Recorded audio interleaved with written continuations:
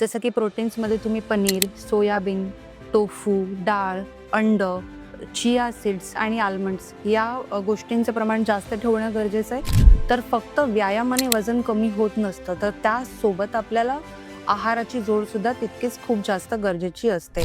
मग वजन कमी करण्यासाठी आहार किती घेतला पाहिजे? उदाहरणार्थ वजन वाढणे, डायबिटीज, ओबेसिटी, थायरॉईड यासारखे खूप भयंकर आजार आपल्या पाठीशी येत असतात. आता संपूर्ण आहार म्हणजे काय? तर आपल्या जेवणाची 100% प्लेट कशी असावी? तर आपल्या जेवणामध्ये 25% भाग हा भाकरीचा असावा, 25% डाळ असावी, 25% भाजी असावी आणि 25% ही रंगीबिरंगीत सलाद असावा. तर मॅडम, हृदयविकार टाळण्यासाठी रोजच्या आहारात आणि जीवनशैलीत कोणते बदल आवश्यक आहेत? तसेच रोज सकाळी उठल्यावरती अर्धा तास उपाशीपोटी आपल्याला व्यायाम करायचा आहे. थायरॉईड आणि लठ्ठपणा यांना तुम्ही नक्कीच जुळे भाऊ असे म्हणू शकता.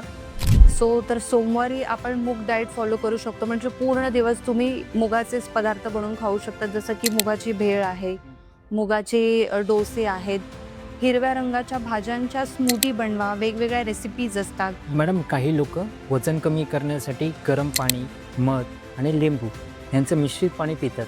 तर याचा वजन कमी करण्यासाठी खरंच फायदा होतो का?